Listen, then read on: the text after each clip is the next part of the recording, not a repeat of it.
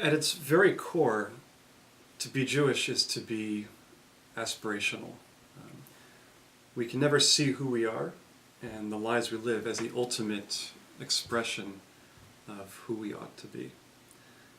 Our faith reminds us, perhaps challenges us, that there's always a gap between who we are and who we ought to be, between reality on the one hand and our sacred yearning as Jews.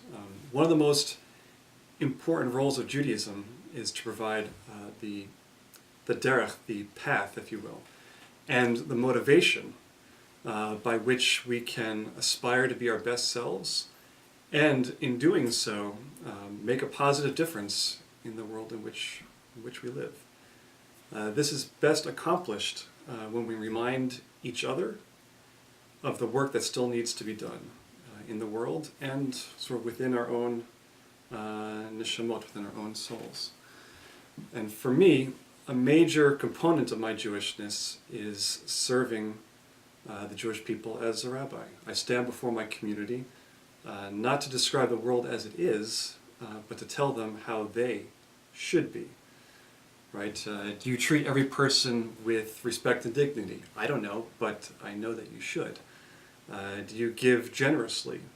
Some of us may, some may not, but I'm here to remind people that they ought to. Are you honest and faithful in your interpersonal relationships? Odds are not everyone is, but our tradition explicitly says that we should be. Judaism contains many mitzvot, many commandments, many obligations. We may or may not actually observe all of them, and in most cases only God will ever know.